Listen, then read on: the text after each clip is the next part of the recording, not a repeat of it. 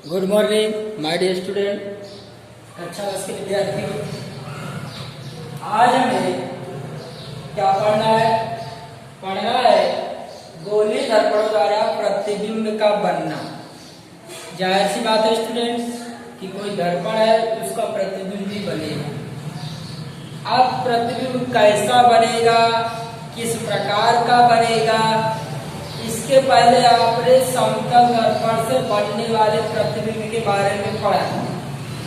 एक बार हम और देख लेते हैं। आपके घर का शीशा कैसा होता है? नॉर्मली ऐसा होता है ना। आपके घर का शीशा ऐसा होता है, तो आपके घर का जो शीशा है वही है समतल दर्पण। क्या है? समतल दर्पण। आपके घर में जो शीशा है वही आपका समतल दर्पण है।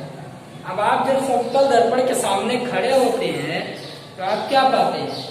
समतल दर्पण प्रतिबिंब कैसा बनता है, तो हम उसकी चर्चा कर लेते हैं।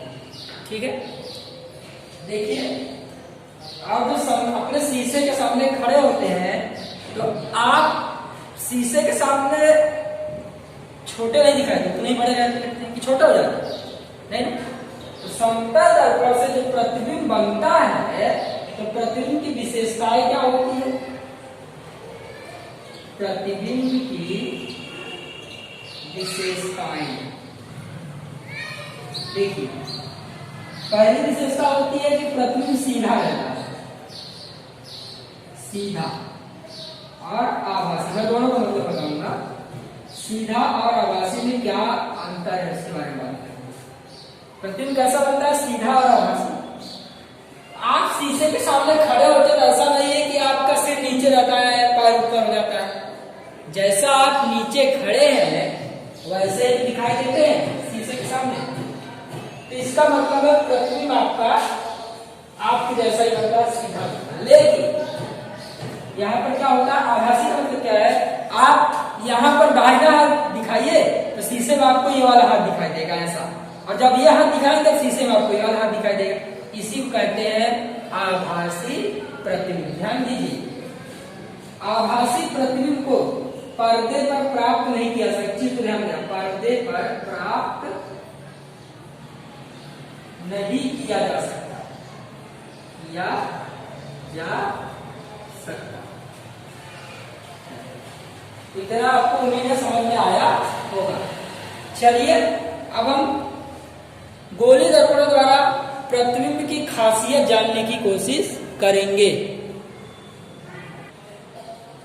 डियर स्टूडेंट, यहाँ पर पढ़ेंगे गोली दर्पण द्वारा प्रतिबिंब का बनना। देखिए, प्रतिबिंब में गोली दर्पण के कितने भाग होते हैं? दो भाग होते हैं। एक अवतल दर्पण होता है, दूसरा होता है उत्तल दर्पण। तो ध्यान, जाहिर सी बात है दोनों का प्रतिबिंब होगा। जी हाँ, तो प्रतिबिंब बनाने से पहले हम किरण आलेख खींचेंगे। तो उसके पहले आप एक चीज सीख लीजिए। देखिए, कभी भी अवतल दर्पण ऐसा होता है, आप जानते हैं, जिसकी बाहर की सतह पॉलिश की होती है और अंदर की सतह परावर्तक हो, तो उसे हम अवतल दर्पण कहते हैं। अवतल दर्पण में यहाँ पर जो होता है ये मुख्य बिंदु होता है P। ठीक है, अब यहाँ पर हो जाएगा C, और P और C के जस्ट बीच में होता है F। इतना समझ में आया? P और C के बीच में होगा F, और P से लेकर C तक की दूरी को आप कहेंगे R। P से लेकर C तक की दूरी क्या कहेंगे आप? R। इतना आप समझिए कि ये बार बार आने वाला है, इसलिए मैं आपको बता रहा हूं कि आपको ऐसे ही ड्रा करना है। चलिए अब हम आगे देखते हैं कैसे होगा काम। चलिए माय डियर स्टूडेंट, आप लोग पेज नंबर 181 पर आ जाइए। देखिए 181 पे एक सारणी बनाई गई है। सारणी बनाई गई है और उसके माध्यम से हम एक तरफ खींचेंगे किरण आरेख, एक तरफ खींचेंगे किरण आरेख, और एक तरफ खींचेंगे प्रतिबिंब। एक तरफ क्या खींचेंगे? प्रतिबिंब की स्थिति वाला डायग्राम खींचेंगे, प्रतिबिंब दर्शाने वाला डायग्राम खींचेंगे।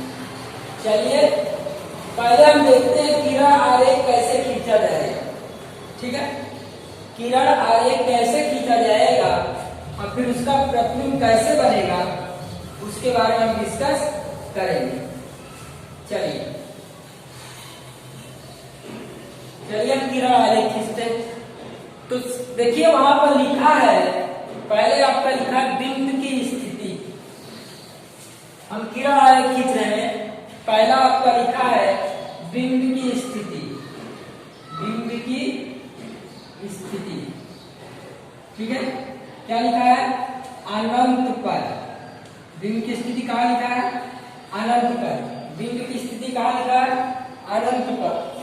तो यहां पर जब बिंब की स्थिति अनंत पर है तो अगला हम बात करते हैं प्रतिबिंब की स्थिति।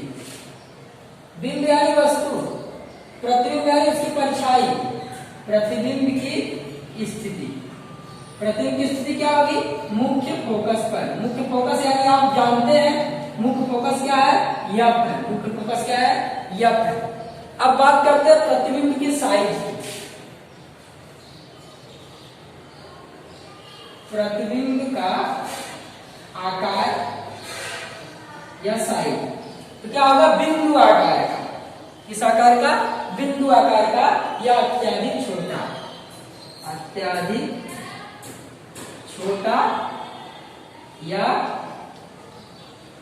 बिंदु आकार। ठीक है, अब प्रतिबिंब के प्रकार की बात करेंगे, प्रतिबिंब की प्रकृति की बात करेंगे तो आप लिख सकते हैं प्रतिबिंब की प्रकृति।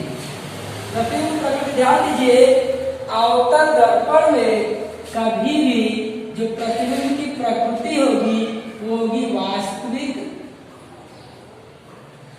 वास्तविक और सीधा। प्रतिबिंब कैसा होगा?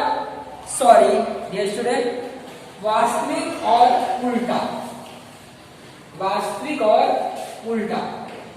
तो अवतल दर्पण की जहां बात करेगा वही आपको बता देना है कि प्रतिबिंब होगा वास्तविक और उल्टा। चलिए हम लिखते हैं प्रतिबिंब का खासियत क्या होगा? वास्तविक एवं उल्टा। आप देखिए स्टूडेंट, अब हम बारी बारी से देखेंगे। आपको देखना है पेज नंबर 181 पे चित्र ए। मैं यहां लिखता हूं पेज नंबर 181 पे ए, चित्र नंबर ए की बात करेंगे। चलिए इसका क्या खींच रहे हैं? किरण आरेख खींच रहे हैं। क्या खींच रहे हैं? किरण आरेख खींच रहे हैं। चलिए किरण आरेख खींचते। दर्पण कौन सा है? ऑब्वियसली आपको पता है कि दर्पण है अवतल दर्पण। ये क्या है? अवतल दर्पण है। अब आपको लाइन ऐसे खींच दी, यहाँ क्या होगा? पी हो गया, यहाँ हो गया सी और यहाँ हो गया एफ। अब देखिए किरण आरेख इसका खींचना है। इसका जब वस्तु अनंत पर हो, प्रतिबिंब की स्थिति कहाँ होगी? यहाँ प्रतिबिंब बनेगा, इसे मुख्य फोकस कहेंगे। प्रतिबिंब बनेगा बिंदु साइज का, वास्तविक और उल्टा। चलिए पहले इसका हम किरण आरेख खींचते। देख लीजिए, एक किरण आरेख की मुख्य अक्ष के समांतर आएगी, आ गई। अब यहाँ से इसको ऐसे बुझा दीजिए, मुख्य फोकस से गुजर जाएगी। मुख्य फोकस से गुजर गई। कह रहा है कि किरणें कहां से आई? अनंत से। आपको ये नहीं पता कि किरण कहां से आई, पता है? नहीं पता, इसलिए लिख दिया है किरणें अनंत से आ रही। इसका मतलब है किरणें कहां से आ रही है? तो किरणें अनंत पर से आ रही है। यानी मान लीजिए सूर्य से कोई किरण आती है, उसे आप कहेंगे कि किरणें अनंत से आ रही है, क्योंकि सूर्य से पृथ्वी की दूरी काफी दूर है, इसलिए आप कहेंगे किरणें अनंत से आ रही है। देखिए एक लाइन आपने खींचा, किरण आरेख कैसे खींचा? किरणें अनंत से आ रही है, कहां पड़ रही है? मुख्य फोकस। देखिए किरणें यहाँ आई, आप इसको ऐसे खींचिए मुख्य फोकस से। पेज नंबर 181 चित्र ए की बात कर रहा है, कैसे खींचेंगे? ठीक है, पता चला?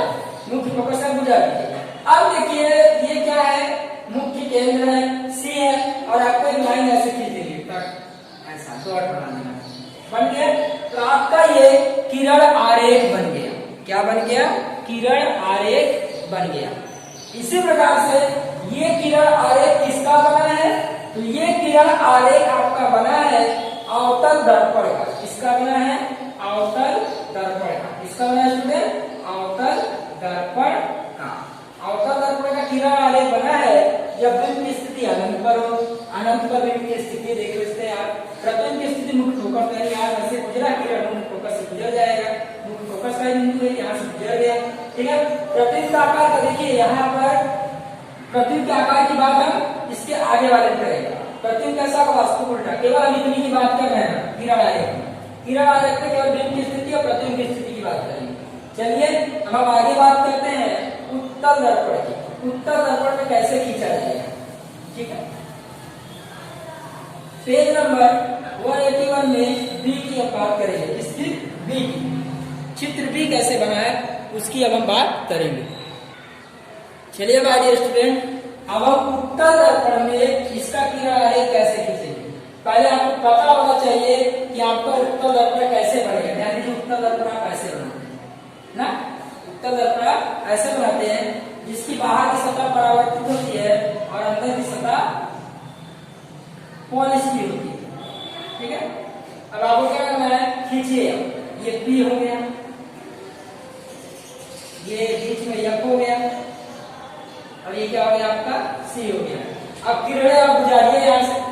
क्या करेंगे आप, किरणें क्या करेंगे, गुजारेंगे। चलिए हम किरणों को गुजारते हैं। देखिए अब पी के इधर एक मुख्य फोकस होगा यहाँ पर और यहाँ से केंद्र होगा। चलिए किरण आ रही है, अनंत से आ रही है। किरण कहाँ से आ रही है, अनंत से आ रही है। ये किसका आलेख है, और उत्तल दर्पण का।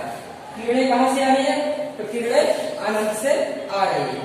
तो ये अनंत से आ रही है, किरणें इधर को चली जाएंगी, चली गई, किरणें इधर को चली गई। ध्यान लीजिए किरणें कहाँ जाएंगी, इधर को चली जाएंगी। अब देखिए आप करना क्या है, एक रेखा खींचनी है। पहले एक रेखा आप खींचिए। कैसे खींचेंगे तो मैं आपको बताता हूँ। एक रेखा आप सी से खींच लीजिए, यही से इसके बीच से गुजार दीजिए जैसा आपने उस चित्र में किया था। चलिए सी को थोड़ा इधर बना देते हैं। एक रेखा आप सी से खींच लीजिए, ऐसा सी से खींच दिए, ठीक है। अब करना क्या है, आपको करना कुछ नहीं है। एक रेखा आप सी से खींच दिए हैं, तो अब आपको करना क्या है, अब इस रेखा को, ये वाली जो रेखा है इसको यहाँ से मिला दीजिए। आपका तैयार हो गया उत्तल दर्पण का किरण आलेख। इसके सापेक्ष, इसके सापेक्ष बिंब की स्थिति अनंत पर, प्रतिबिंब की स्थिति मुख्य फोकस। देखिए यहाँ मुख्य फोकस पे आ रहा है तो प्रतिबिंब यहाँ मुख्य फोकस पर बनेगा। तो आपने किरण आलेख की बात कर ली। चलिए अब हम इसी से टॉपिक को फिर जोड़ते हैं। चलिए माय डियर स्टूडेंट, अब पेज नंबर 183 खोल लीजिए। अब आपको करना क्या है, अब आपको बताना है कि प्रतिबिंब की स्थिति कैसी होगी। चलिए करना क्या है, आपको किसके संदर्भ में बताना है, तो आपको बताना है अवतल दर्पण के संदर्भ में। अवतल दर्पण के संदर्भ में कहाँ पर है, ये पेज नंबर 183 ए पर। देखिए कैसे बना है, तो कह रहा है कि जो पहले आप सीधा सीधा अवतल दर्पण बना लीजिए। बन गया अवतल दर्पण। चलिए अवतल दर्पण बन गया। अब यहाँ पर बीचों बीच आप रेखा खींचिए। यहाँ पर पी दर्शा दीजिए, यहाँ पर एफ दर्शा दीजिए, ठीक है, और यहाँ पर आप सी दर्शा दीजिए। अब किरणें कहाँ से आ रही है, तो आपको ऑब्वियसली पता है कि किरणें अनंत से आ रही है। ध्यान दीजिए किरणें कहाँ से आ रही है, किरणें अनंत से आ रही है। कहाँ जाएंगी, तो मुख्य फोकस पर जाएंगी। चली गई एक किरण यहाँ से गुजारी है, एक किरण आप यहाँ से गुजारी आई, कहाँ चली गई, मुख्य फोकस पे चली गई। चलिए आप गुजार दीजिए। सॉरी स्टूडेंट, यहाँ थोड़ा चित्र में गड़बड़ी हो गई है, वापस हम बनाते हैं।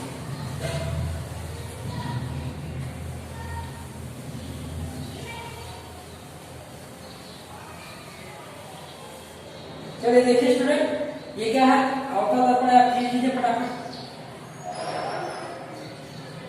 यहाँ क्या हो जाएगा, पी हो जाएगा, ये मुख्य अच्छा हो जाएगा। अब किरणों को आप मुख्य के समांतर हो जाइए, एक यहाँ से आएगी, ये क्या हो गया, ये आपका एफ हो गया, ये आपका क्या हो गया, सी हो गया।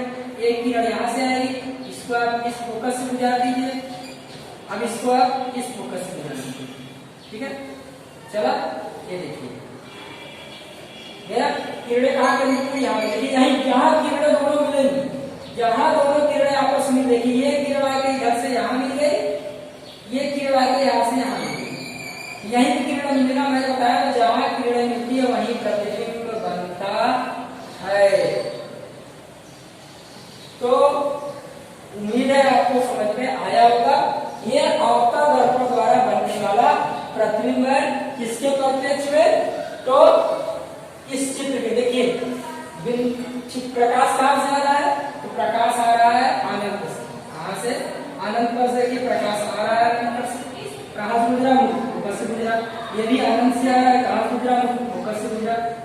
किरणें आपस में मिल गई और जहां मिलेगी वही प्रतिबिंब बनेगा। देखिए प्रतिबिंब कितना बना, छोटा सा बना है, बिंदु आकार का बना है। अब प्रतिबिंब कैसा होगा, तो ये क्या है, वस्तु है आपकी ए बी। प्रतिबिंब कैसा बनेगा, प्रतिबिंब वास्तविक और उल्टा बनेगा, ए डैश बी डैश बनेगा, वास्तविक और उल्टा आपका प्रतिबिंब बनेगा। तो उम्मीद है आपको इतना समझ में आया होगा। तो चलिए अब हम इसी के आगे बढ़ते हैं।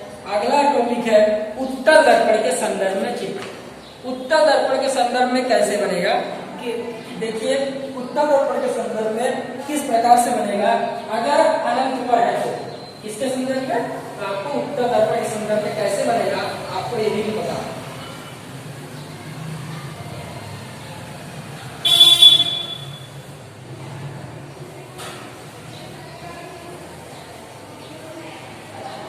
चलो स्टूडेंट, उत्तल दर्पण कैसे बनता है आपको पता होना चाहिए। ऐसे बनता है उत्तल दर्पण, ठीक है।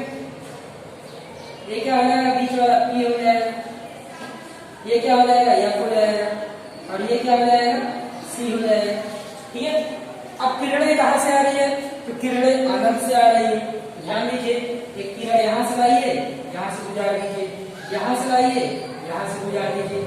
अब ये क्या है, एफ है, और ये क्या है, सी है। अब इसी को जोड़ दीजिए, जोड़कर यहाँ पहुंचा दीजिए, अब इसी को जोड़कर यहाँ पहुंचा दीजिए।